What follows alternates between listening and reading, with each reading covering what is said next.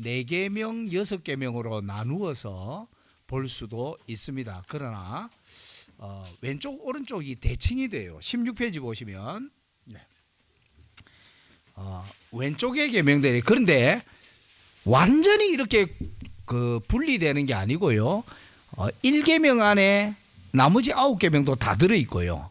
8계명 범에도 그 8계명 안에 1계명을 범하는 내용이 들어있습니다. 그래서 그 10개의 계명은 서로 이렇게 교집합이 아주 많다는 거 아시고요.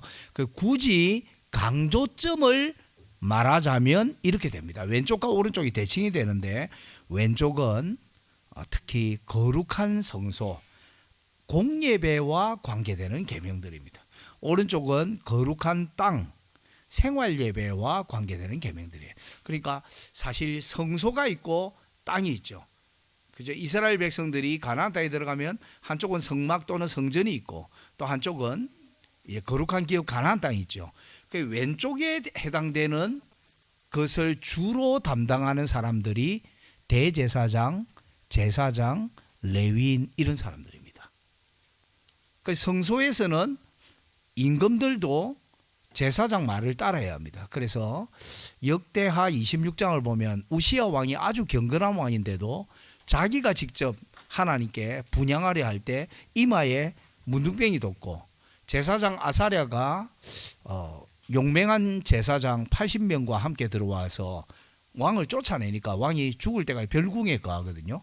그러니까 이 성전에 관한 것은 왕이 직접 집례하지 못하고 제사장이 주로 합니다. 이 왼쪽에 해당되는 것과 많이 관련되어 있는 법이 율법 중에 제사법 또는 의식법에 대한 겁니다. 그래서 오른쪽은 거룩한 땅에서 살아가는데 이 땅에서 살아가는데 형제를 미워하고 이런 사람이 있을 수 있겠죠. 남의 땅을 빼앗고 이런 것들과 관계되는 주된 재판을 하는 사람들이 왕, 그리고 그 밑에 70장로, 각 성에 앉은 장로, 그리고 재판장들 이렇습니다. 그래서 잘 보면 왼쪽이 제사장, 오른쪽이 왕 이렇게 해서 제사법, 의식법 그리고 제사법, 의식법 왼쪽, 오른쪽은 시민법, 재판법 이런 것들로 점점 발전합니다. 그러면 선지자는 어디 있지?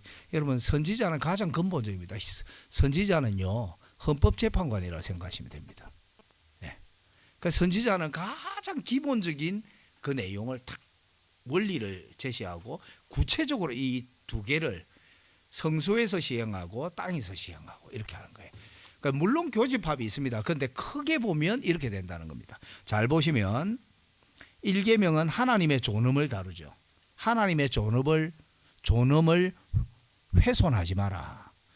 6계명은 인간의 존엄을 훼손하지 말라는 거죠. 그래서 사람을 안 죽여도 사람을 함부로 무시해도 6번째 계명을 범하는 겁니다. 그래서 예수님께서 형제에 대해 나가라 하기만 해도 공의에 잡히게 된다 이렇게 하거든요. 그리고 2번째 계명은 영적인 간음을 다루죠. 우상숭배. 오른쪽은 인간 사이의 간음을 다룹니다. 잘 보면 간음이에요 이게 둘 다. 그리고 왼쪽에 3번째 계명은 하나님의 이름을 훔치는 겁니다. 여러분 하나님 맙소사 아무 의미 없이 하나님 맙소사 이렇게 하는 것도 셋째 계명 위반인데요. 셋째 계명을 위반하는 가장 대표적인 게 뭐냐면 하나님의 말씀을 전합니다. 그리고 전하고 나서 선지자들이 주로 어떻게 하느냐 하면 이는 여호와의 말이니라 이렇게 하거든요. 그런데 거짓 선지자도 그 말을 해요. 그러니까 여러분 화가가 그림을 다 그리고 나서 맨 마지막에 낙관을 딱 찍죠. 또는 사인을 하죠. 그게 3계명이에요. 그러니까 하나님의 말씀을 쫙 전하고 나서 여러분 이것은 여호와의 말입니다 이렇게 하는 거예요. 그런데 여호와의 말씀이 아닐 때는 3계명 위반이에요. 그러니까 하나님의 이름을 함부로 부르는 것도 다 이 3계명 위반에 들어가는데 가장 대표적인 게 거짓 선지자예요. 이게 3계명에 해당되는 게.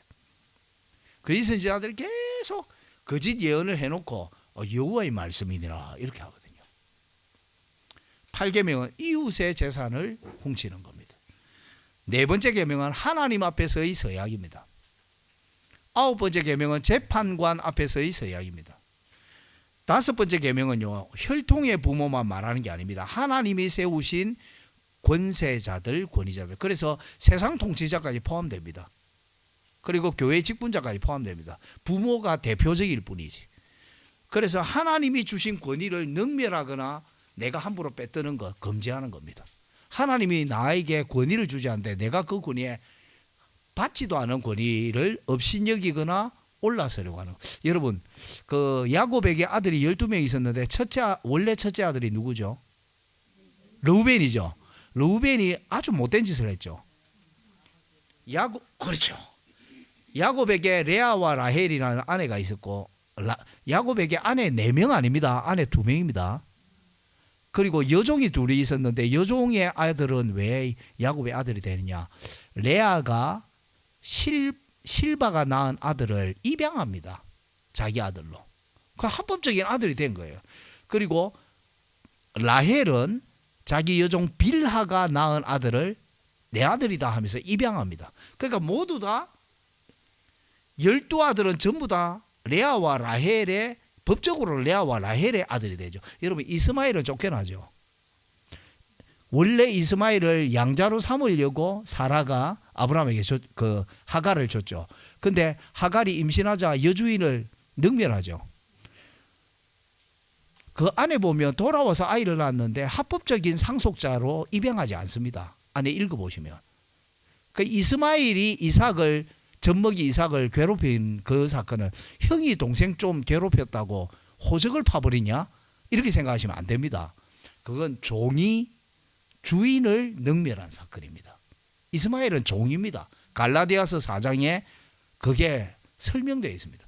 여종의 아들이 감히 육체를 따라 난 자가 성령을 따라 태어난 자를 박해했다. 이렇게 하거든요. 갈라디아 4장 28절에 31절. 그런데 이제 레아와 라헬은 여종의 아이들을 자기 아들로 삼아요. 그러니까 12아들이 다 합법적인 아들이 되죠.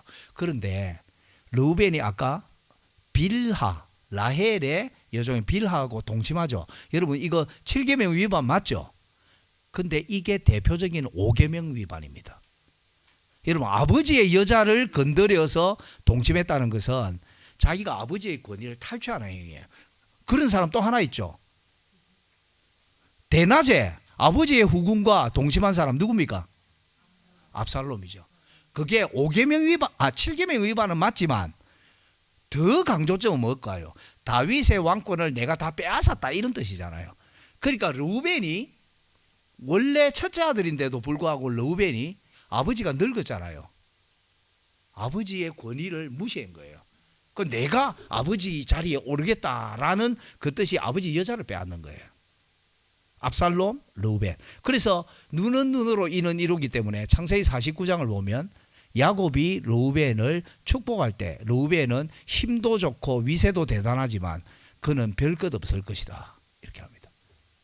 이해가 되십니까? 네. 이런 식으로 눈은 눈으로 이는 이로 복과 저주로 이런 식으로 선포합니다. 예. 그 르우벤이 제 거 아니죠. 예, 하도 그 보통 이렇게 오는 거는 다 소리가 비슷해가지고 그래서 괜찮습니다. 예, 그래서 이 5계명이 단지 자기 혈통의 부모만 말하는 게 아니라 이런 것도 다 5계명 위반이에요. 재판장을 사실 제가 같이 찾지는 않겠는데 출애굽기 21, 22, 23장의 10계명 해설을 했죠. 21장과 22장 보면 재판장을 모욕하거나 이런 거 금지하는데요. 그 번역을 약간 의역한 겁니다. 세 구절이 재판장이란 단어가 아니고 엘로힘이란 단어를 재판장으로 번역했는데 엘로힘은 하나님이란 뜻입니다. 하나님을 모욕하지 말라는 내용이었는데 사실은 한글로 번역할 때 재판장으로 번역했습니다. 근데 번역이 잘못된 게 아닙니다. 재판장 하나님이 세우신 권위죠. 그걸 모욕하는 것은 하나님을 모욕하는 것과 같이 취급하는 거예요. 그래서 잘 보면 권위를 함부로 탐내는 것과 관계 있어요. 5계명은. 그리고 이 5계명을 잘 지켜야 신앙이 대대로 계승됩니다. 부모를 공개해서 부모의 신앙을 이어받아야 자녀도 신앙을 계승하죠. 그러니까 이런 것들이 5계명은 대대로 신앙이 계승되는 것과 아주 밀접한 관계에 있습니다. 그리고 10번째 계명은 이웃의 소유에 대한 탐심이죠. 제가 이렇게 설명했는데 다시 또 몇 가지만 간단히 기억할 수 있게 제가 해드릴게요. 하나님과 이스라엘이 결혼했죠. 하나님은 남편, 이스라엘은 아내죠. 실제로 남편과 아내 사이의 질서와 관계였습니다. 이게. 그러니까 1계명 잘 보세요. 결혼했는데 자기 남편 말고 다른 남자 두면 됩니까? 안 됩니까? 그건 너무 간단하잖아요. 그죠? 1계명. 내 앞에 내 말고 다른 남자 쳐다보면 안 돼. 이게 1계명이에요. 2계명은 하나님만 사랑하고 하나님만 따른다 해도 2계명을 범할 수 있어요. 어떤 아내가 남편을 너무 좋아해요. 제 아내가 저를 너무너무 좋아해요. 그런데 어떤 사람에게 말을 들었는데 이 권기현 목사가 우리 남편이 몸이 점점 약한데 곰탕을 끓여주면 너무 좋아. 몸에 좋다더라. 이래서 6개월 동안 하루 세끼 곰탕만 주는 거예요. 여보, 난 콩나물국도 먹고 싶어요. 아니에요, 곰탕 드세요. 곰탕이 몸에 좋아요. 이게 2계명입니다. 그게 뭐냐면 남편을 사랑하는데 남편에게 잘하고 싶어 자기는. 그런데 자기 마음대로 잘해. 남편이 좋아하는 거는 안 해줘. 이게 몸에 좋다 먹어. 그 다음에 남편이 옷 입혀주는데 자기 좋아하는 대로 옷을 입혀. 근데 사람들은 싫어해. 그러니까 잘 보면 남편을 스토킹하는 거예요. 여러분 금송아지 사건 있죠. 이스라엘 백성들이 종교를 바꾼 게 아닙니다. 우리를 애굽에서 인도하여 낸 신을 만들어 주세요 했어요. 그러니까 교회 간판을 미넨 한독교회 그대로 달고 있는 거예요. 그런데 미넨 한독교회 예배당 안에 들어가면 금송아지가 있는 거예요. 우리 주 예수 그리스도를 보내주신 하나님 아버지 감사합니다 이러고 있는 거예요. 이해가 되십니까? 공식적으로는 기독교인데 하나님이 원하는 방식대로 하나님을 안 믿고 내 마음대로 믿는 거예요. 하나님께서 말씀에 정해주신 거예요. 남편과 아내 사이의 관계나 질서도 하나님께서 정해주셨는데 남편과 아내 사이의 질서가 아예 없는 거예요. 내 마음대로 하는 거예요. 그런데 속으로는 남편을 사랑하는 거예요. 그러나 이것이 진정한 사랑은 아니죠. 그죠? 그게 사실 스토킹이잖아. 그죠? 이게 2계명이에요. 그러니까 종교는 기독교인데 내 마음대로 예배하고 내 마음대로 찬송하고 내 마음대로 하나님의 말씀 듣는 거, 이게 2계명 위반입니다. 1계명과 2계명 차이점 아시겠죠? 3계명은 저는 이렇게 설명하고 싶습니다. 신용카드라고 생각 한번 해보시죠. 제가 그 목회자인데 생활비가 얼마나 되겠습니까? 그죠? 근데 어느 날 카드 명세서가 막 날라오는데 2,500만 원이 날라온 거예요. 500만 원씩 5번 끊었대. 무슨 백화점. 나는 끊은 적이 없는데 근데 사인이 제가 하는 사인하고 똑같이 돼 있는 거예요. 이 뭐야 했더니 제 아내가 저만 제가 딴 거 하고 있을 때 몰래 지갑에서 신용카드를 빼가지고 가가지고 핸드백 사고 뭐 사고 뭐 남편한테 말 안 하고 남편의 이름으로 사인했죠. 그 신용카드 몰래 끈 겁니다. 그게 거짓 선지자가 하는 거예요. 거짓 선지자가 자기 마음대로 하나님의 말씀 전하고 신용카드 사인하는 거예요. 그러면 청구서는 하나님께로 가죠. 그 하나님 심판하는 겁니다.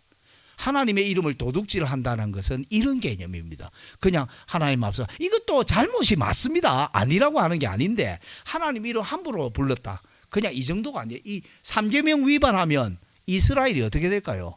멸망하죠. 3계명을 안 지키면. 거짓 선지자가 마음대로 하나님 이름으로 신용카드 팍팍 끊고 다니는데 이스라엘은 부도납니다. 그거 잡혀갑니다. 3계명이 그래서 아주 중요한 거예요.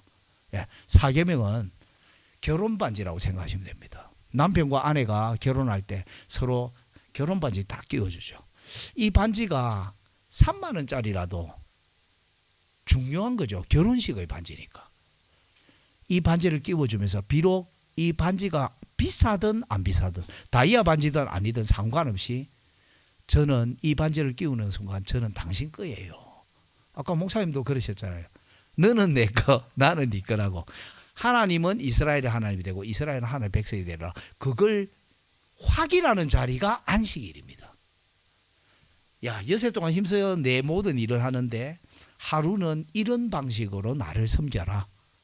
그게 하나님, 제 인생 모두는 하나님 거예요. 그리고 하나님이 내 하나님이에요. 하나님이 우리에게 선물로 주신 것 중에 가장 큰 선물이 뭔지 아십니까? 아브라함아, 내가 너희 상이다. 아브라함이 전쟁에서 롯을 구출해내는데 전리품 다 포기합니다. 그때 하나님이 창세기 15장 1절에 나타나서 아브라함아, 네 전리품 다 포기했지. 내가 네 상이다. 근데 그런 하나님이 나중에 어떻게 하시느냐. 하나님이 세상을 이처럼 사랑하사 뭘 주셨으니? 하나님 자기를 줬잖아요. 하나님 아들을, 독생자를 주셨어요. 그리고 예수님은 잡히시던 날 밤에 약속합니다. 뭘 주겠다고? 보혜사 성령을 주시겠다. 언제나 성경은 처음부터 끝까지 하나님이 자기를 주는 게 성경의 주제입니다. 그러니까 우리도 우리 자신을 들어야죠. 그죠? 하나님께. 사계명이 하나님, 내 인생은 하나님 거예요. 이걸 확인하는 게 안식이래요. 예.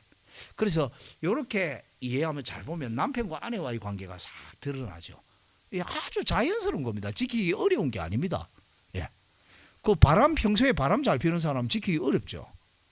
다른 남자 눈 돌아가고 다른 여자 눈 돌아가고 이러니까. 그러나 이거 아주 정상적인 삶이죠, 이게. 그죠? 네. 여러분, 이 십계명이 창세기의 세 가지 타락을 역전시켜요. 창세기에는 세 가지 중요한 타락이 나오는데 첫 번째 아담의 타락 나오죠. 아담과 그의 아내의 타락. 여러분, 아담은 어디 있었습니까? 여러분, 에덴 동산 이러지만 에덴은 더 커요. 에덴이란 땅 안에 동산을 창설하시고, 그러니까 에덴이 아담이 활동하는 무대였다면 동산은 아담이 하나님을 만나는 곳입니다. 다른 말로 해볼까요? 동산은 아담 당시의 성전입니다. 아담 당시의 성전입니다. 동산이. 그래서 하나님이 동산에 강림하잖아요. 근데 아담은 성소에서 범죄하니까 어떻게 되죠? 성소에서 쫓겨납니다. 그 동산에서 쫓겨나요. 근데 가인은 형제를 죽였죠. 가인은 어디서 쫓겨나냐면 에덴에서 쫓겨나서 에덴 동편 노 땅으로 쫓겨나요. 같은 게 아니에요. 아담은 그래서 예배적 범죄를 저질러요. 선악을 알게 하는 나무 열매를 따먹죠. 눈으로 보는 말씀이에요. 하나님이 여러 말씀을 주셨잖아요. 귀로 듣는 말씀. 항상 성경에는 귀로 듣는 말씀과 눈으로 보는 말씀이 같이 있습니다. 노아에게 두 번 다시 물로 내가 심판하지 않겠다. 귀로 듣는 말씀 맞죠? 눈으로 보는 말씀 뭐죠? 무지개. 무지개지만 저는 그냥 활이라고 번역해도 괜찮다고 봅니다. 무지개가 틀린 번역이 아닙니다. 하나님이 노아 홍수가 일종의 하나님의 전쟁처럼 여기는 거예요. 하나님이 활을 쏘는 거예요. 그러면 화살이 날아가면 실제 화살을 쏘는 거 아닌데 하늘에서 막 비가 쏟아지고 사람들이 다 죽는 거예요. 그런데 이제 하나님이 노아의 제사를 받으시고 진노가 누그러뜨려집니다. 진노를 누그러뜨리십니다. 그리고 활을 구름에 딱 걸어두시. 그 구름은 그냥 구름이 아니고 구름 기둥 불기둥 생각하시면 됩니다. 하나님의 보좌에 딱 걸어두셨다 이 생각. 그 전쟁이 일시적으로 끝났다 이렇게 생각하시면 돼요. 그러니까 귀로 듣는 말씀 두 번 다시 물로 사람을 심판하지 않으리라. 그리고 눈으로 보는 말씀 무지개를 딱 걸어놓으시고 똑같이 눈으로 보는 말씀 생명나무와 선악을 알게 하는 나무. 그거는 아담 시대의 성례와 같은 것입니다. 그 잘 보면 예배 범죄를 저질러요. 그러자 동산에서 쫓겨나죠. 성소에서. 나중에 가인은 형제를 살인합니다. 그러자 땅에서 쫓겨나요. 그래서 에덴 동편으로 쫓겨납니다. 노 땅으로. 세 번째 타락이 있는데 인류 전체가 타락하죠. 그죠? 노아 홍수 때. 그죠? 그리고 노아 홍수 지나니까 바벨의 성과 대를 쌓죠. 여러분, 성은 고대 사회의 국가입니다. 대는 신전입니다. 잘 보면 신의 나라를 만들려고 한 거예요. 그런데 나중에 하나님께서 이 신에 사는 양, 하나님께서 모세를 통해서 성막을 건축하게 하심으로 이 세 가지를 다 새로 회복합니다. 첫 번째, 아담은 동산을 잃어버렸죠. 그죠? 동산이 홍수 때 물에 다 잠겼을 겁니다. 어딘지 아무도 모릅니다. 그런데 하나님이 성막을 짓게 합니다. 성막이 에덴 동산을 담도록 지어졌어요. 여러분, 에덴 동산 동쪽으로 쫓겨나죠. 동쪽밖에 입구가 없어요. 성막은 동쪽에만 문이 있어요.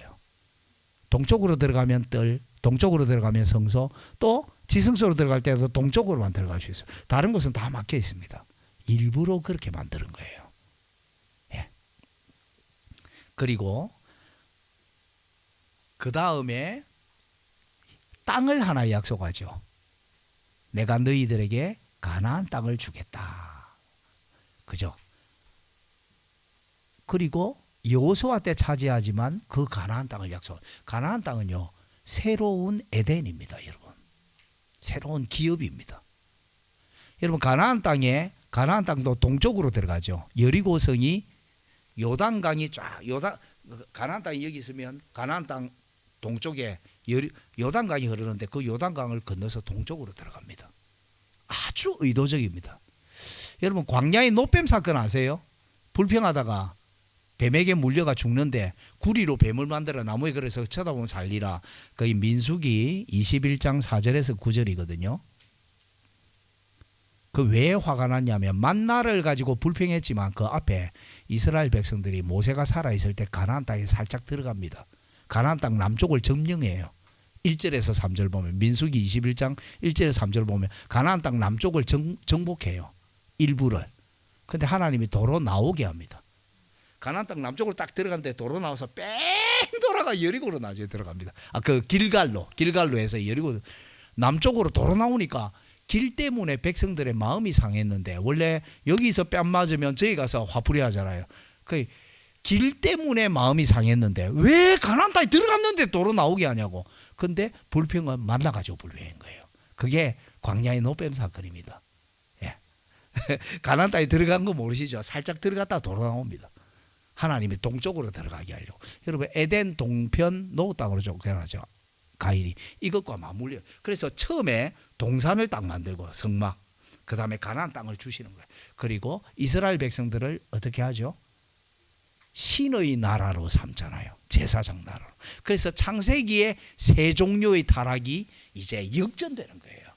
십계명과 이 사건을 통해서 세 가지가 다 역전. 동산을 만들고 땅을 약속하고 그리고 너희들이야말로 바벨, 진정한 참 바벨이다. 너희들이 신의 나라다. 제사장 나라고 하나님 나라다. 이렇게 하는 거예요. 자, 시내산 좀 보겠습니다. 24장. 시내산은 야훼 궁전이에요. 그죠? 하나님 궁전이죠. 또 동시에 결혼식장이에요. 야훼 결혼식장입니다. 그 내일 설교할 때도 제가 내일 설교 본문이 좀 이상한데 어미의 저주로 새끼를 삼지 말라가 본문입니다. 근데 그때 잠시 언급될 겁니다. 설명은 자세히 안 하고요. 그 시내산은 결혼식장입니다. 결혼식장. 그죠? 신랑 입장이랄까 하나님이 시내산 꼭대기 입장합니다. 신부 입장 이미 입장이 있습니다. 그죠? 그리고 이 둘 가운데 결혼식 사회를 누가 보죠? 모세가 봅니다. 근데 모세가 검은 머리 팥불이 될 때까지 서로 사랑하겠느냐 하는 대신 이 결혼 언약을 어기면 죽는다 이러면서 짐승의 피를 하나님 대야에 담아서 하나님 쪽으로 절반을 뿌립니다. 그리고 백성 쪽으로 절반 뿌립니다. 하나님과 이스라엘 백성 사이에 언약을 파기하면 이렇게 된다 이런 뜻입니다. 예. 피로 맺은 언약이죠. 여러분, 예수님이 성찬식을 제정할 때 이 말씀을 인용합니다. 의외로요, 제가 성찬과 관련된 그 학자들의 책을 사보니까 유월절도 있고 만나도 있고 이랬는데 희한하게 출애굽기 24장을 언급한 학자가 저는 한 명밖에 못 봤는데 저하고 영국에서 같은 교회 다니던 우리 학교 교의학 교수님이 있었습니다. 조직신학 교수입니다. 그분이 소책자에 딱 한 페이지 언급한 걸 제가 본 적이 있고 다른 사람 언급한 거 본 적이 없습니다. 이 잔을 마셔라. 이 잔은 너희들을 위하여 흘리는 나의 피다 이렇게 하죠. 그게 출애굽기 24장을 인용한 겁니다. 여러분, 하나님과 이스라엘 백성이 결혼할 수 없어요. 왜? 하나님은 거룩하고 이스라엘은 죄인이기 때문에. 죄인이 하나님께 가까이 가면 죽습니다. 근데 이 둘을 화목하게 만드는 유일한 게 있습니다. 피입니다. 피가 뿌려지자 이 양쪽은 결혼하고 화목하게 됩니다. 근데 예수님은 이 잔을 마시라. 이것은 너희를 위하여 흘린 바 나의 피 곧 언약의 피니라. 마태복음 26장 26절에서 28절에. 예. 그 예수님의 피가 하나님과 우리 사이를 화목하게 합니다. 예. 자, 보십시오. 17페이지. 17페이지 보면 하나님과 이스라엘이 어떻게 교제할 수 있냐면 두 가지가 꼭 있어야 됩니다. 17페이지 넷째 줄. 중보자가 꼭 있어야 됩니다. 하나님과 백성 사이. 그리고 중보의 피가 꼭 있어야 되죠. 그래서 중보자 모세가 이 결혼식의 사회를 보고, 그리고 짐승의 피가 절반 뿌려졌다 했죠.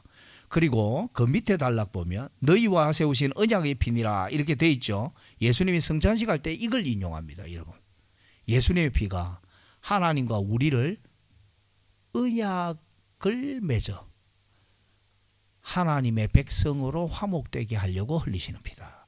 시내산 언약은 역사상 단 한 번이지만 제사장들이나 장로들은 율법 봉독, 성막 제사, 그리고 재판을 통해 하나님과 맺은 이 언약을 대대로 계승할 책임을 맡았습니다. 그래서 시내산에 올라갈 때 백성들은 맨 밑에 있어요. 그리고 누가 산 중턱까지 누가 올라가느냐? 첫 번째, 모세와 모세의 아들들이 올라갑니다. 나답과 아비후. 나답과 아비후는 나중에 레위기 10장에 하나님이 명령하지 않은 불을 들고 가다 다 죽죠. 어쨌든 미래의 제사장들 그리고 70명의 장로들이 산 중턱까지 올라가요. 잘 보세요. 미래의 제사장들 뭘 담당하죠? 제사를 담당하죠. 공예배, 예배를 담당해요. 그리고 70장로들 예배와 함께 뭘 담당해요? 생활예배. 각 성에서 그 성소와 땅을 다 담당할 하위 직분자들이 같이 올라가요. 그리고 모세 혼자 여호수아를 데리고 산 꼭대기로 들어가죠. 그리고 하나님을 만나 40일 동안 있었던 사람은 모세밖에 없습니다. 잘 보시면 이런 내용들이 신약으로 연결된다고. 중보자 모세가 있었던 것처럼 우리에게는 중보자가 누가 계시죠? 예수 그리스도가. 그리고 중보의 피가 필요했지만 그때는 짐승의 피였지만 지금은 어떤 피가 우리를 정결케 하죠? 예수 그리스도의 피가. 그래서 신약에는 예수님이 중보자로 예수님의 피가 그렇게 강조되는 겁니다. 하나님과 우리 사이를 화목하게 만들기 때문에. 자, 여기 표 3을 보시면 시내산 언약과 새 언약이 있는데 언약은 항상 양쪽 당사자가 있어요. 한쪽 당사자는 남편이신 하나님, 다른 한쪽은 이스라엘. 이스라엘 전체를 한 사람처럼 보셔야 됩니다. 그래서 신랑과 신부가 결혼합니다. 자, 새 언약에서는 한번 볼까요? 하나님과 교회가 만나죠. 여러분, 예배가 이런 것입니다. 그리고 중보자 보세요. 모세가 있죠. 언약 집례자입니다. 중보자 예수 그리스도가 언약 집례자. 이 땅 위에서요, 그 직분자들이 예배를 인도하지만 사실은 하늘에 계신 그리스도께서 이 예배를 집례하는 분입니다. 실제로. 그리고 이 언약 관계가 확정되는 게 뭘로? 짐승의 피가 확정하죠. 그죠? 단번에 화목시키고 계속 관계를 지속하죠. 예수 그리스도의 피가 그렇게 합니다. 단번에 우리와 하나님을 화목케 하고, 그리고 설교와 성례와 기도를 통해 계속 하나님과 우리 사이를 연결해 주십니다. 그런데 하위 봉사자들이 산 중턱까지 따라갔다 했죠. 구약에는 미래의 제사장들과 장로들이 있어 제사법과 재판법을 시행하죠. 신약에는 당회, 노회까지 포함입니다. 당회와 목사, 장로, 집사들이 이런 일들을 함으로 계속 이것을 대대로 교회가 대대로 이 신앙이 계승되도록 역할을 합니다. 자, 제2부 이제 조금 들어가겠습니다. 제3부죠. 근데 제2부라고 되어 있지만 제3부라고 생각하시면 조금만 더 할게요. 1시 반부터 했죠. 예, 30분 남았네요. 출애굽기 25장에서 40장 성막입니다. 여러분, 이제 18페이지입니다. 성막은 우리에게 고리타분하거나 시대에 뒤떨어진 주제가 아니에요. 왜? 여러분, 예수 그리스도를 성경은 성막이라 부릅니다. 여러분, 요한복음 1장 14절 괄호 있죠. 말씀이 두 번째 단락 셋째 줄. 말씀이 육신이 되어 우리 가운데 거하심에 우리가 그 영광을 보니 아버지의 독생자의 영광이 은혜와 진리가 충만하더라. 그게 요한복음 1장 14절이에요. 예, 요한복음 1장 14절인데 여러분, 말씀이 육신이 되어 우리 가운데 거하심에, 이 거하심에라는 말이 무슨 말이냐? 회막을 치심에. 그 예수님의 성육신이 뭐다? 성막이다. 성막은 안으로 들어가면 안으로 들어갈수록 더 영광스러운 거 아시죠? 성막은 맨 바깥을 차지하고 있는 그 재료들이 제일 값싼 재료입니다. 안으로 들어갈수록 나무도 더 비싼 나무입니다. 안으로 들어갈수록 점점 더 바깥은 회막들에는 노스로 만드는데요. 제단, 물두멍, 이 노스로 만드는데 안으로 들어갈수록 금이 많이 사용되죠. 안으로 들어갈수록 더 영광스럽다 이 말입니다. 네. 그런데 예수님이 성육신 하는데 사람들이 보기에는 누추하게 오셨죠. 그러나 그 속에는 아버지의 독생자의 영광이 있다 이렇게 되어 있습니다. 여러분 말씀이 육신이 되어 이렇게 되어 있죠. 말씀이 육신이 되어 우리 가운데 거하심에가 회막을 치시며 예수님 성막이다 이 말인데 말씀도 특이합니다. 여러분 말씀이라는 말이 헬라어로는 로고스인데요. 사실은 그 히브리어로 구약에서 왔거든요. 히브리어로는 다바르입니다. 저는 히브리어 헬라어 뭐 영어 다 못해가지고 대학원 1학년 때 그래서 잘 안 헤어졌는데 그 히브리어 교수님께서 뭐 말씀 다발로 외우라 하더라고요. 그래 다바르 이렇게 외웠는데요. 근데 이 다바르가 아주 재미있는 게 모세 성막에는 지성소가 두 단어로 되어 있어요. 거룩한 것들의 거룩. 이게 지성소를 가리키는 단어입니다. 거룩이 카도시인데 카도쉼이라면 거룩한 것들의 거룩이에요. 근데 솔로몬이 나중에 성전을 짓는데 성전의 지성소를 가리킬 때 이 단어를 똑같이 쓰기도 한데 어떤 때는 거룩한 것들의 거룩 이렇게 안 하고 지성소가 여러분 내전으로 번역되어 있을 겁니다. 아마 개역성경과 개역 개정성경은 지성소를 내소라고 번역해 놨거든요. 근데 그걸 이상해서 히브리어를 찾아보면 뭐라고 되어 있냐? 데비르라고 되어 있습니다. 데비르가 뭐냐면 다바르입니다. 말씀. 왜 지성소가 말씀일까? 지성소의 두 그룹 사이에서 말씀하시는 하나님. 그 지성소에서 신탁을 받아요. 계시를 받는다고. 그 지성소를 다른 말로 하면 말씀 또는 신탁이에요. 다바르의 변형인데 계시, 신탁, 말씀 이런 뜻이에요. 그래서 어떤 신학자는 요한복음 1장 14절을 과감하게 이렇게도 번역합니다. 말씀이 육신이 되어 우리 가운데 거하시매를 지성소가 육신이 되어 우리 가운데 회막을 치시매 이렇게도 번역할 수 있습니다. 좀 과감하게. 어쨌든 예수님이 성막이다 이 말입니다. 근데 요한복음 2장을 보면 요한복음 1장 말씀이 육신이 되어 우리가 가운데 거하시매 이 말씀이 요한복음밖에 없습니다. 요한복음에 어디에도 안 나옵니다. 요한복음 2장에 예수님이 성전에 가서 장사하는 사람 내쫓아요. 내쫓으면서 이렇게 말하죠. 이 성전을 허물라. 내가 며칠 만에 세우리라? 3일 만에 세우리라. 아니 이 성전을 46년 동안 지었거든 당신이 어떻게 3일 만에 세운단 말이요? 46년 동안 다 지은 게 아닙니다. 그로부터 37년 더 지어서 완성됩니다. 46년 37년 83년 걸립니다. 그 헤롯성. 여러분 헤롯 성전이 얼마나 크냐면요. 월드컵 경기장보다 더 크든지 비슷하든지 그렇습니다. 축구장 있죠. 그래서 지금 그 통곡의벽 아시죠? 예루살렘에 남아있죠. 그게 로마 군대가 무너뜨리지 못해서 남겨놓은 게 아니고 그 정도로 어마어마한 크기를 다 무너뜨리고 끝에 유대인들을 조롱한다고 일부러 남겨놓은 겁니다. 그게 월드컵 경기장만 한 거에 맨 끄트머리에 맨 일부입니다. 그런데 가까이 가보면 그 다큐멘터리 찍어놓은 거 저는 아직 안 가봤는데 어마어마하게 크거든요. 그 헤롯 성전이 그 정도로 큽니다. 83년 동안 짓거든요. 그 뒤로 37년 더 지어서 완성돼요. 주후 64년경에. 그런데 이 성전을 허물라 사흘 만에 세우리라. 이것은 사실은 성전된 자기 육체를 가리켜 말씀하신 것이라 했죠. 그 제자들도 그 말씀을 이해를 못했어요. 그런데 예수님이 영광 받으신 후에야 비로소 제자들이 깨닫게 됐죠. 죽으시고 부활하신 예수님. 여러분 예수님 성육신 할 때 예수님 성막입니다. 성막 시대가 지나가고 나면 어떤 시대가 와야 되죠? 성전 시대가 와야 되죠. 그죠? 예수님이 죽으시고 부활하셨습니다. 예수님은 이제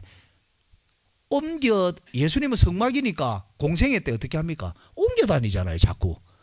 그죠? 성막은 옮겨 다니잖아요. 근데 예루살렘 성전은 안 옮겨 다니죠. 그 예수님 죽음에서 부활하여 성전이 되셨습니다. 그래서 하늘로 올라가셔서 하나님 우편에 앉아 계십니다. 재림할 때만 움직이십니다. 그 위에서 다 다스리십니다. 그 예수님이 성막 성전인데 성막을 몰라도 된다. 말이 안 되죠. 여러분 또 성경은 교회를 성전, 성령의 전이라 합니다. 그래서 성막을 알면 예수 그리스도를 더 잘 알 수 있고 그리고 교회를 더 잘 알 수 있습니다. 자, 그 밑에 볼까요? 출애굽기 셋째 단락. 여러분 출애굽기 첫째 단락은 몇 장부터 몇 장? 1장부터 18장. 그 다음에 출애굽기 두 번째 단락은 19장부터 24장. 셋째 단락은 25장부터 40장인데 이 셋째 단락이 또 세 단락이에요. 한번 보세요. 그림이 25장부터 31장까지가 뭐냐? 성막 건축하라 명령입니다. 명령. 말씀으로 정하신 예배예요.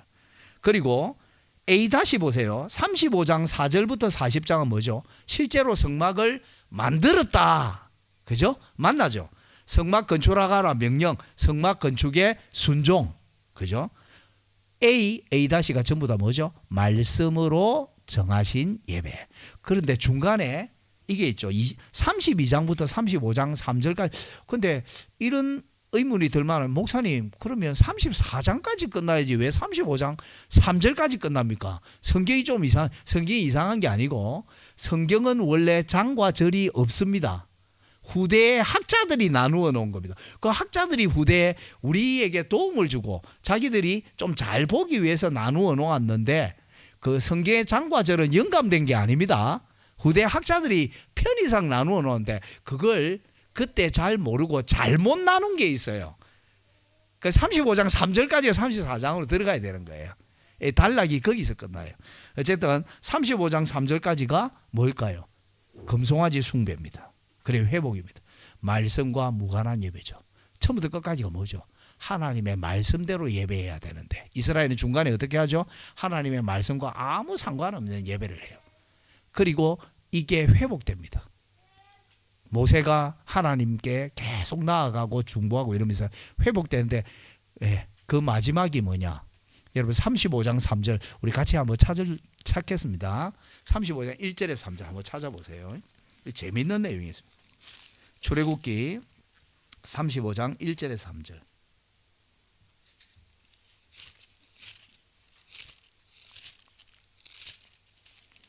제가 읽어볼게요. 모세가 이스라엘 온 회중을 모으고 그들에게 이르되 여호와께서 너희에게 명하사 행하게 하신 말씀이 이러하니라. 여세 동안은 일하고 제7일은 너희에게 성일이니 여호와께 특별한 안식일이라. 무릇 이날에 일하는 자는 죽일지니 안식일에는 너희의 모든 처소에 불도 피우지 말지니라. 아멘. 이라고 딱 끝납니다. 회복이. 그 다음부터 4절부터 읽어보시면 이제 성막 건축하자 재료 가져온나 이러니까 사람들이 막 들고 와서 너무 많아가 제발 가져오지 마라 이럽니다. 나중에 너무 많아가지고. 그러니까 4절부터가 건축이에요. 근데 여러분 금송아지 숭배를 딱 했을 때 모세가 회복을 쫙 한 사람 모세가 회복합니다. 회복을 하는데 요 강의 안에서는 좀 뺐습니다. 맨 마지막에 있는데 너무 길어서 간단하게 할 뒤에 빼는데 모세가 세 가지로 회복해요. 첫 번째 십계명의 돌판을 집어 던집니다. 32장. 신명기 9장을 보면 왜 집어 던졌는지 적혀 있는데 너희가 급속히 여호와를 떠났기 때문에 언약의 두 돌판을 깨뜨리다 합니다. 아까 설명했죠. 오전에 이스라엘 백성들이 언약을 배신해요. 언약을 파괴해요. 십계명의 두 돌판은 언약 문서예요. 증거예요. 그러니까 이걸 깨뜨려 버린 거예요. 모세가 성질 기분 나빠 이래 탁 던진 게 아닙니다. 선지자의 행동은 뭐다? 하나님의 말씀. 선지자가 전하는 말도 하나님의 말씀이지만 선지자의 행동도 하나님의 말씀. 눈으로 보여주는 말씀, 귀로 듣는 말씀. 됐죠? 모세가 십계명의 돌판을 깨뜨린 것은 뭘까요? 하나님의 말씀으로 범죄하고 있는 교회를 하나님의 말씀으로 먼저 심판합니다. 책망합니다. 그 다음에 뭘 하느냐 하면 아론에게 가서 묻습니다. 어찌하여 이 백성들이 이렇게 방자하게 행하게 내버려뒀습니까? 아론이 모세보다 3살 위의 형이거든요. 근데 형님 이게 아니고요. 아론은 사실 모세의 조수 아닙니까 실제로, 그죠? 그런데 왜 이렇게 뒀습니까? 아론을 책망하니까 그게 아니고 그 사람들한테 금가락지 모아가지고 내가 불 속에 집어 던졌는데 금송아지가 확 튀어나왔다고. 말이 됩니까 이게? 아론이 하는 말 한번 생각해보세요. 그 금가락지 모아가 집어 던졌는데 금송아지가 톡 튀어나와가지고 그랬죠. 이렇게 대답하니까 말도 안 되잖아요 이게. 그러자 금송아지를 불에 태웁니다. 가루로 만듭니다. 32장에 나옵니다. 가루로 만들어가지고 빻아가지고 백성들에게 물에 타서 다 마시게 합니다. 여러분 왜 이런 일을 할까요? 여러분 나중에 알게 되는데 민수기 5장하고 관계있습니다. 이건 강의 안에 안 적었기 때문에 좀 말로 설명해 드리는 겁니다. 맨 마지막에 31페이지를 제가 좀 간단히 줄여가지고. 근데 민수기 5장에 의심법이라는 율법이 있어요. 의심법이 뭐냐면 남편이 생각할 때 자기 아내가 자꾸 이상하게 다른 남자 만나는 것 같거든. 그래가지고 아내 불러가지고 여보 이리 와 보시오.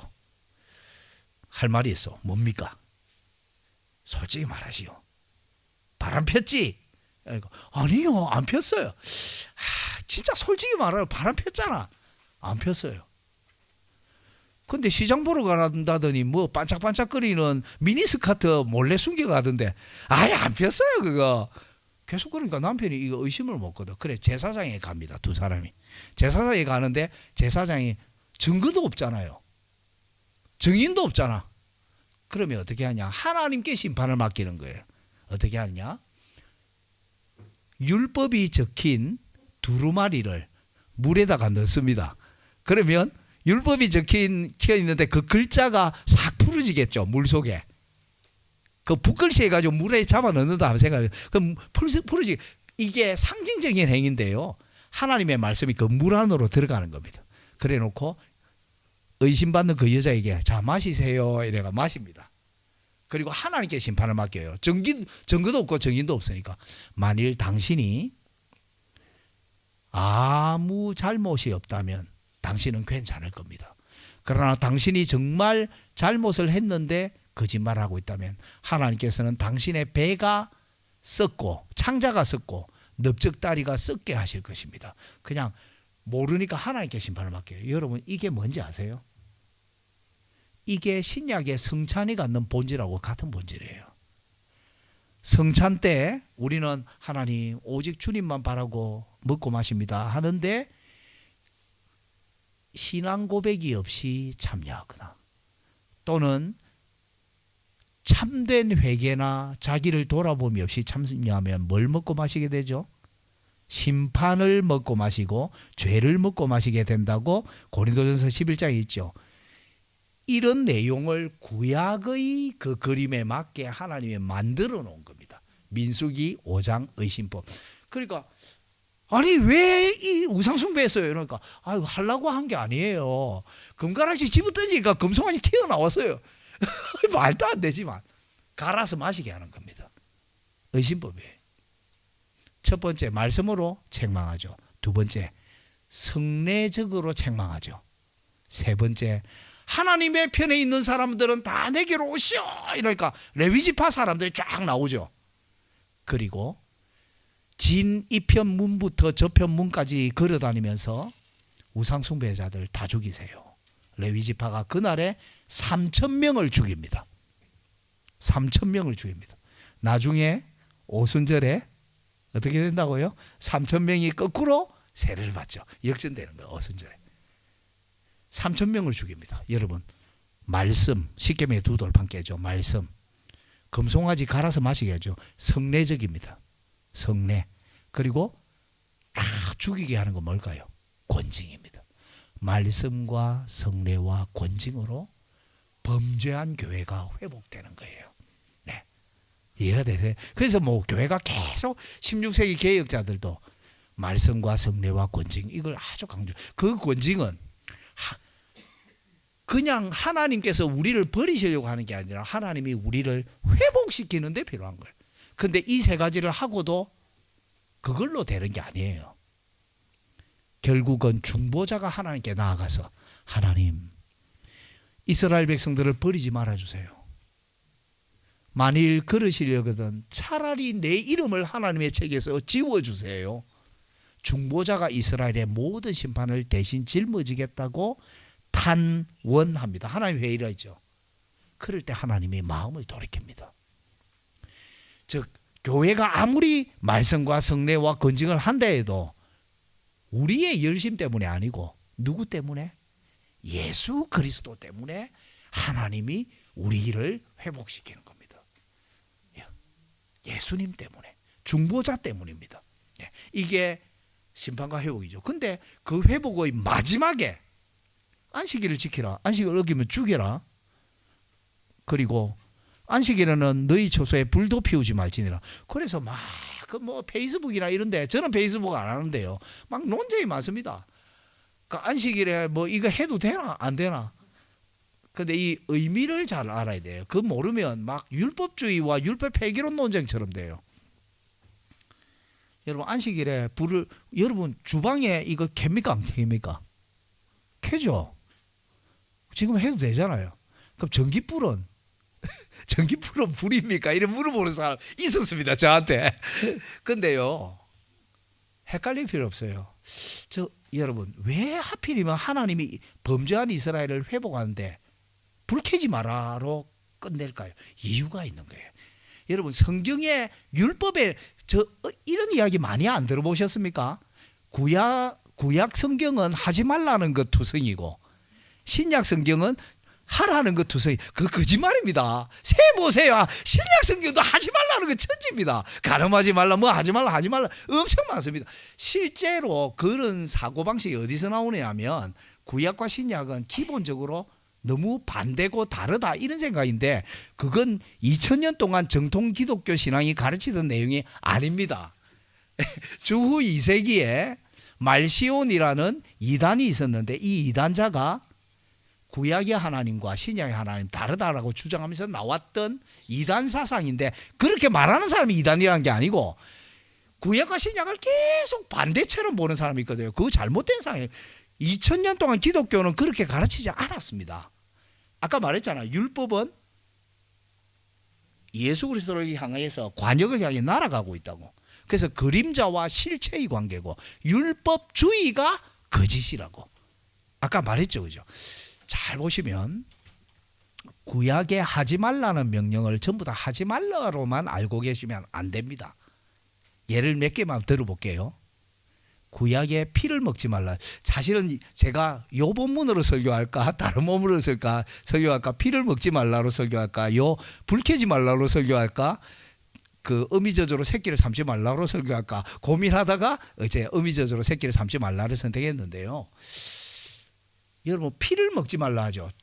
레위기 17장입니다. 그러면 우리는 금지 명령으로만 생각하기 쉬운데 그게 아닙니다. 그러니까 자꾸 율법을 부정적으로만 생각하는 거예요. 아까 율법 설명했잖아요. 먼저 우리의 죄를 깨닫게 하고, 그 다음에 예수님에게로 율법이 인도하는 선생님이라고, 그 다음에 도록 하면서 사뿐히 저리 밟고 가세요, 나를 밟고 가세요, 이 길로만 가세요 한다고. 율법은 아낌없이 주는 나무예요. 그런데 이 율법에 피를 먹지 말라고 하나님이 금지하죠. 이유가 적혀 있습니다. 레위기 17장 11절 14절에 피는 생명을 대속하기 때문이다 이러거든요. 그 피를 먹지 말라요. 생명을 대속하는 피를 하나님이 이미 가르쳐 줬거든요. 속죄제 피를 들고 가서 뿌립니다. 생명을 대속하는 피를 이미 가르쳐 주셨어요. 근데 그 피를 뿌릴 생각 안 하고 피를 쭉 이방 족속들이 그 짐승의 피를 마시면 이 짐승의 생명을 자기가 덧입는다고 생각하는 거예요. 생명 연장의 꿈이에요. 이방 종교에서. 이해되십니까? 이 피를 먹으면 이 짐승의 생명을 내 앞에 안는다고 생각하는 거예요. 그런데 그것으로 우리가 생명을 얻을 수 없죠. 그래서 하나님이 금지한 거예요. 이방 족속의 종교와 문화를 본받지 말라고. 그런데 하나님은 하지 말라 해서 끝나는 게 아니에요. 예수님이 뭐라 하죠? 내 살을 너희가 먹고 내 피를 뭐하라? 마셔라 하잖아요.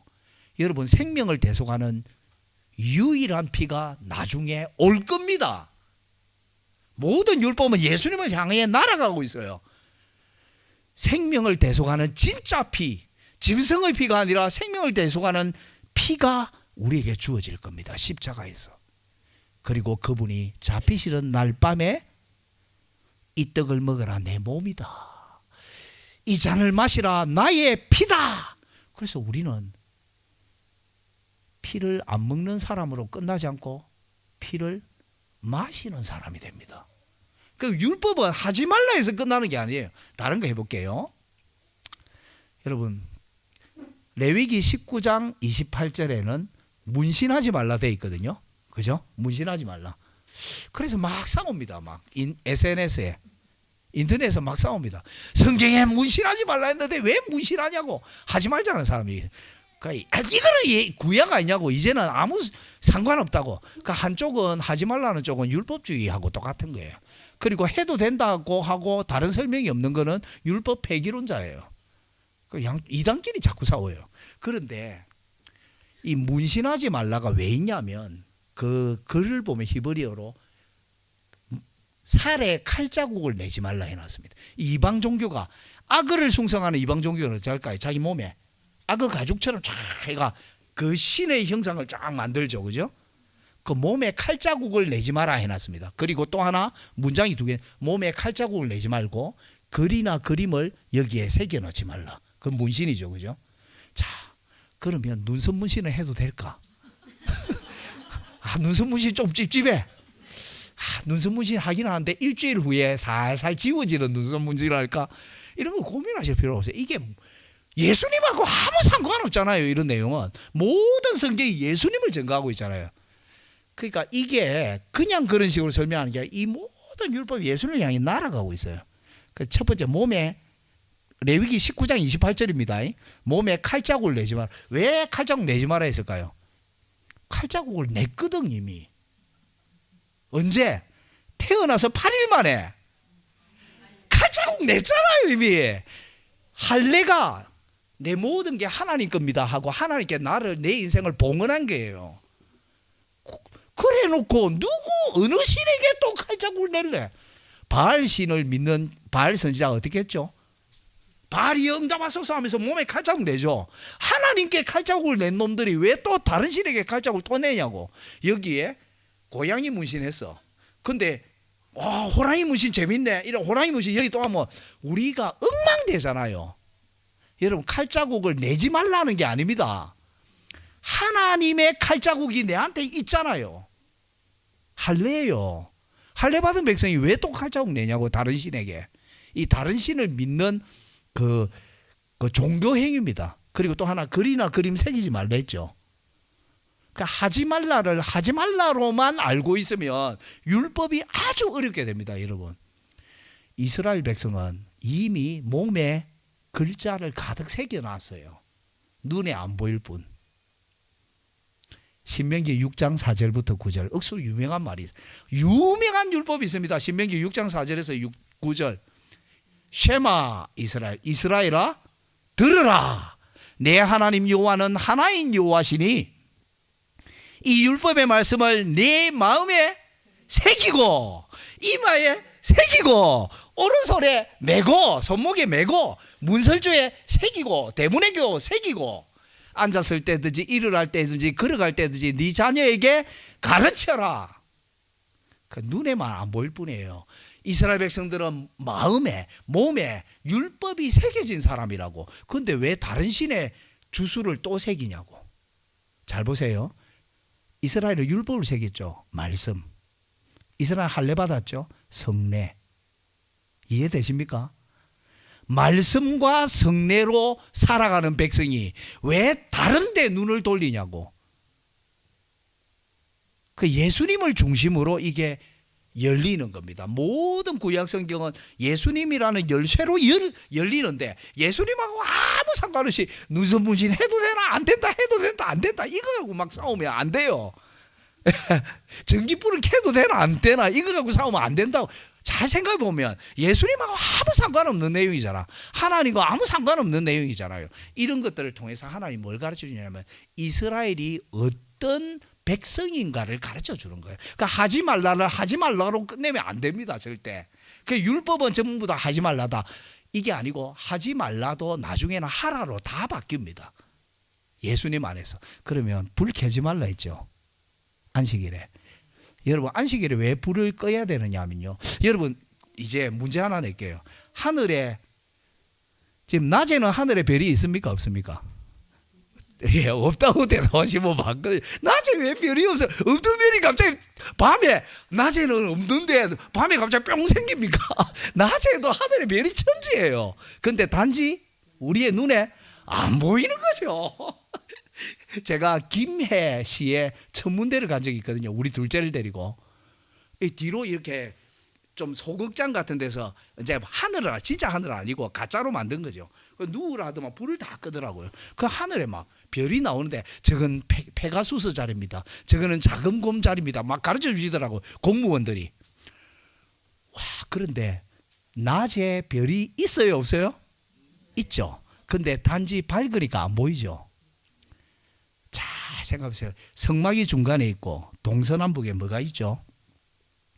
성막이 중간에 있고 동서 여기까지만 하고 마실게요. 동서남북에 이스라엘 세 지파 진을 치고 있죠. 근데 안식일에 전부 다 불을 확 끄는 거예요. 아무도 불 안 켜고. 그러면 불이 켜져 있을까요? 불이 켜져 있는 거예요. 성막에는. 여러분 성막들에는 제단이 있습니다. 안식일에 제사 지냅니까? 안 지내요? 지냅니다. 안식일에도 제단에는 불을 켭니다. 확 짐승을 태웁니다. 성소 안에는 정금등대가 있거든요. 나중에 보겠지만 저녁에 정금등대에 불을 켭니다. 안식일에도. 향단에 작은 불이지만 향을 피웁니다. 지성소에는 광명체가 없어요. 왜?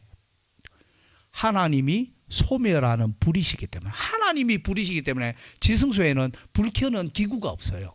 하나님 자신이 불이에요.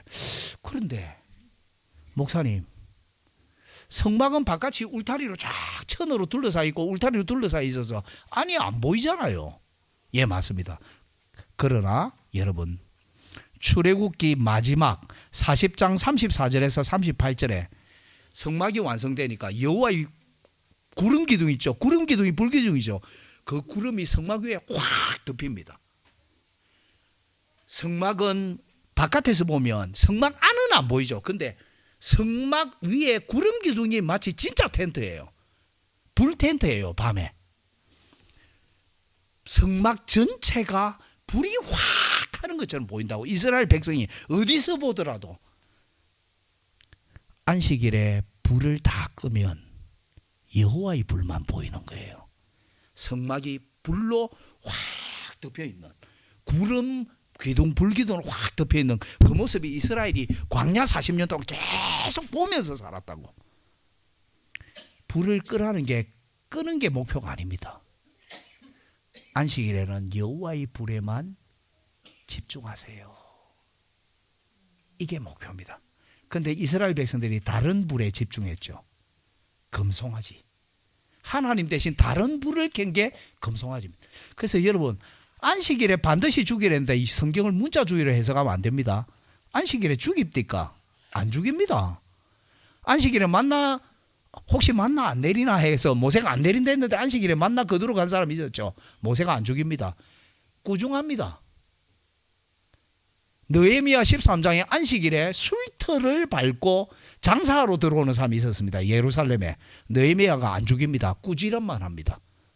여러분 성경 전체에 안식일에 죽이는 것은 성경 전체에 딱 한 개밖에 안 나옵니다. 민수기 15장 32절 이하에. 안식일에 뭐 하니까 뭘 모으고 있어요. 안식일에 나무하는 자가 있었죠. 나무를 이렇게 했다는 말이 아니고 나무가지를 모으고 있었다. 콜렉팅하고 있었다는데 안식일에 나무를 하니까 죽여요. 나무를 왜 했을까? 윷놀이 하려고?